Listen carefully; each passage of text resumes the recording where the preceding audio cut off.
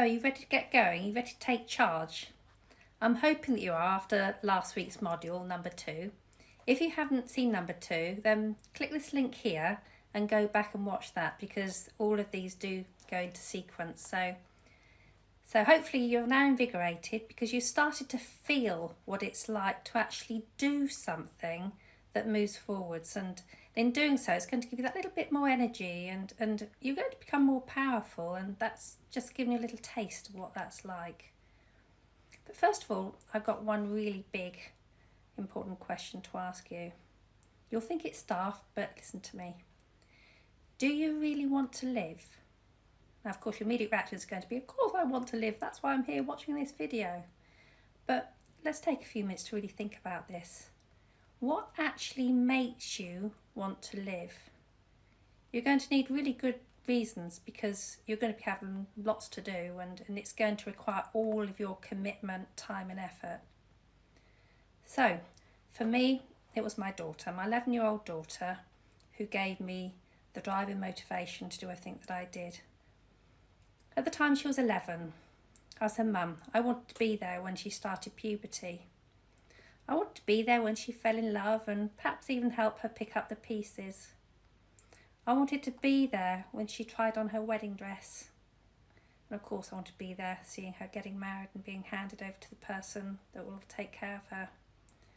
And of course I wanted to be there to hold that first little bundle of joy, my first grandchild. So that was my motivation. Something most people take for granted, but when it's taken away from you with a terminal diagnosis, these things become huge, and they're certainly not something that I wanted to let go of that easily. So what are your reasons? What motivates you to want to live? Do, by the way, pop anything you like into the chat box below that I think will help inspire others and give them an idea of what might do the same for them. Meanwhile, conversely, you might actually not have anything that motivates you. You might truthfully wonder whether you really do want to live, because cancer makes you really address this full on. And I take my hat off to you, because to be honest and confront that takes guts. To turn around to your loved ones and say, hang on a minute, I'm not sure whether I want to go through all this treatment if it's not going to cure me. Maybe I just want to live living out my bucket list.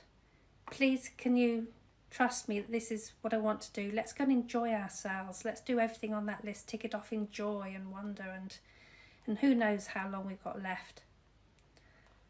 I think that's a really understandable decision to want to make, and that's okay. That's okay. Because in doing so, they won't have to be fighting it either with you. They can share that with you, and that's really powerful. Anyway, let's hope that you're here because you're very clear that you do want to live, and let's look at what I did to move ahead. I've got a list here. So you're now ready to take responsibility for your health. Quite simply, it's going to take massive action. You're going to have to really grab the bull by the horns and get going, because to do something exceptional is going to take exceptional action, and out of exceptional action often comes exceptional results. And this is why I'm going to all the trouble of doing these videos, because it can be done, folks. It really can be done. Because what we're going to be doing is we're going to be consciously creating a new version of ourselves, quite literally. Hopefully by doing last week's homework, you'll have got a feel of what it's like to be conscious, to want to change. And we can do this alongside traditional treatment. It doesn't have to be instead of. The choice is yours. But it will really make a difference, because by taking charge, you're going to, well, studies do show that people that take charge of their healing journey do tend to live longer. So that's worth it within itself, isn't it? So taking charge. First things first, understand your diagnosis. What sort of cancer is it? How far has it actually progressed? You've probably heard of things like, what stage is it at? How fast is it growing? These are really key things to start to understand, because they'll lead to the ultimate question, how long have I got? And And I know in that first meeting I didn't want to ask that question, which is why I was quite fortunate when she told me that I couldn't be cured, because, well, that rather answered a lot of that question for me, didn't it? And I went home and I found out the answers to my sort of cancer, what was to be expected. But when and how you do it, it's really important that you do understand that, to know what decisions to make about your treatment journey. You perhaps need to get second opinions to find out what the options are, because as soon as we start to take charge, it comes back to that thing, energy again. It will give you the energy and the drive that it will take to get to that perfect end goal. So yeah, if you don't know already, go and find out at your next appointment, if not before. Number 2, for me this was critical. Consider hiring an integrative doctor. Now, I'd never heard of that word before, integrative medicine. A friend happened to know somebody that worked for a wonderful integrative doctor here called Dr. Rosie Daniel. I'm going to be doing a video, by the way, with Rosie in the near future, so I'll just give you an outline for now what having an integrative doctor means. For me, the key thing was I'd have my appointment with my NHS oncologist, and then the next day or soon after I'd book in to see Rosie, because they're two completely different things. The NHS oncologist will have that much time to give you. With Rosie, yes, you do have to pay, but it's worth every penny. You'll have, well, definitely an hour in your first meeting where you can really take the time to start to understand your diagnosis. And more to the point, she'll create a plan for you to move forward in which to get the best end results, whichever way you go, traditional or integrative, which means combining alternative treatments and meal plans and all sorts of other things, a way forwards that will get you the best outcome. Next one. Ask for help. This is usually really difficult because there's this thing called cancer personality. It's the sort of person that does everything for everybody else. So asking for help is quite often, this is what will put us out of our comfort zone. So I'm talking about things like asking somebody to walk the dog, asking somebody to make the evening meals, asking somebody to pick your child up from school, asking somebody to do a pile of ironing. They're all regular things that normally wouldn't be a big deal, but once you start treatment or whilst you're still in shock, suddenly these things, oh, they're absolutely amazing. In actual fact, I've noticed recently there is an app called Caringbridge, which I'll put in the description below, will allow you to contact people, friends, loved ones, and keep them in touch, not only with what's been happening at appointments, but also perhaps you can give the responsibility to somebody else who can organise a list of all the things that would be helpful. And by the way, it can link you to a GoFundMe page if you want to start to raise finances for other sorts of treatments. So there are wonderful things that you can do to get help that don't mean that you have to be thrown into the thick of having to ask for it.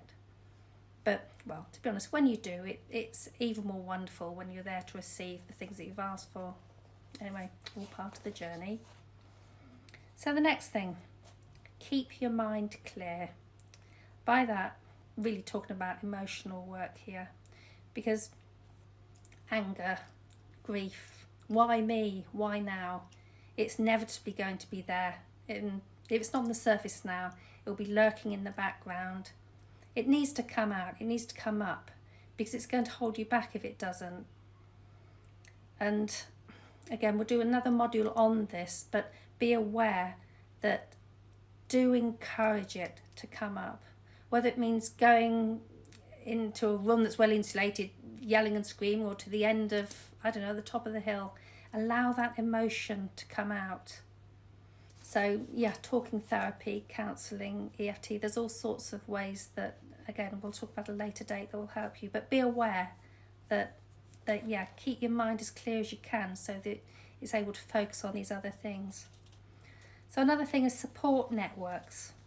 So the wonderful thing about the internet is that there are the most amazing Facebook groups, for example. One of my favourite ones has to be Square One Programme by Chris Walk. Again, I'll put some links in the description down below. That's an American one that has to be, I think, one of the most supportive forums out there. But in England, there are others. There's one called Cancer Active, which is amazing. One called Cancer You Can. And then there are others such as the Cancer Whisperer, Sophie Savage. She holds a really good Facebook group as well. So there's no excuse. It's something that you can do by yourself on your phone when you're alone. Connect with other people who have cancer, so that you can get your questions answered, and it will keep you uplifted, which is key. So there's lots of local charities around that perhaps can help you with things like counselling, coffee mornings. Well, not when we're not in COVID lockdown, of course. Again, one of my favourites has to be Penny Bron UK here in England. Absolutely magical charity. Patron is Prince Charles, and they do the most amazing outreach programme. So again, I'll put it in the details below. So yeah, do get in touch with some, if not all, of these things and take a look. Next thing, finances. Cancer can have a big impact on finances, especially if you're having to go through quite heavy treatment. I found that Macmillan were absolutely fabulous. They're the ones that know all about the benefits and the structures, how to get PIPs if you need it, Motability cars and parking, all of this sort of thing. That, yeah, Macmillan will help you to get your head around all of that. Next thing, be active, exercise. It's very easy to just want to curl up and not move very much. But again, studies show that if you can keep active, it's really, really wise idea. Even if it's a gentle stroll, if you can manage it with treatment. To, yeah, all levels of all different types of exercise is essential, and it will help with fatigue, and it will help you to get through treatment if you can manage as much as you can. Right, and then relaxation and enjoyment. Having a laugh, having a cuddle, having, I don't know, the dog on your lap whilst you read a good book or listen to some good music, or jump in a bath with candles and scents. So it's really important to take time out, you know, make a zone in your diary, invite friends round, have a laugh. Make sure that you do that for yourself. For some of us, it's when we draw upon spirituality. If you're not religious, this is a really good time to go and start thinking about, if I do die, what happens when we die? And don't run away from it, think about it. For me, it was reading the book by Anita Moorjani called Dying to Be Me that really helped me to see things in a much, much larger way than initially before diagnosis. I would say that I was quite spiritual before, but it's definitely given me a huge insight on the whole subject. Now, another thing is stress. For me, it was really important, and I do believe critical, for me to remove everything from my life that was stressful. So I had my business in boxes because I was about to move new premises after hysterectomy. My business was going to its 4th year, it was quite new, and it was exciting. It was doing well, but I had to let go of that because I knew that healing was going to become a full-time job. And let's face it, what's the point of running a business if you're told that you're going to die? So that was one stress that I removed. Another was my relationship, my marriage. I took the opportunity to take counselling up with the local hospice, who were amazing. They helped me resolve the issue of a stressful marriage. And anything that doesn't fit for you, friends that stress you out, perhaps people who you know instinctively are toxic, let go. Let go of anything that doesn't make you feel good. Yeah, removing all stress means that you, to other people, it might look selfish, it might look stupid, the decisions that you're making, but it's critical to remove that stress. Last but not least, diet. Now, this is a huge subject, and we're going to be talking a lot about this in forwarding modules, but having a healthy diet is really essential because it's going to, well, by eating lots of colourful fruits and vegetables, eating healthy, preferably organic, drinking lots of clean water, is going to be helpful in allowing your body and your emotions to fully function at their peak. And so yeah, part of this will be all about restoring the gut biome. Gut biome's become big news now in health, and by restoring your gut biome, all of the microbes, all of the nutrients that you're going to eat are going to make you so much stronger. They're going to restore your health in so many ways that you probably don't realise. So yeah, we're going to talk about the gut biome amongst other things with recipes. Anyway, there's lots to look forward to there. So, more homework, guys. Your homework this week is going to be looking at every plate of food that you eat and ensuring that maybe at least 80% of it is colour, all the different colours of the rainbow. And I'm not saying you shouldn't eat meat and otherwise. This is something, there's a lot to learn in this subject, and let's take it gradually. Every meal, make it beautiful, make it colourful, and that will be your first step in the water of what your new life's going to look like. And everything that we've been talking about now, all of these factors, try and start building them into your diary every week, because at the end of the next few months, hopefully all of them are going to become an essential part of what your week's going to look like. You're going to be so busy, guys. It really can be a rewarding, challenging thing to do, everything that I tell you, and there's a lot to look forward to. So, remember, I am healthy, healed and whole. Hopefully you're going to start getting a feel of why you're doing that, the sense of empowerment that it's going to bring you, the shift in belief that yes, you're going to be able to do this. And I look forward to seeing you on Module 4. If you haven't subscribed already, please do so.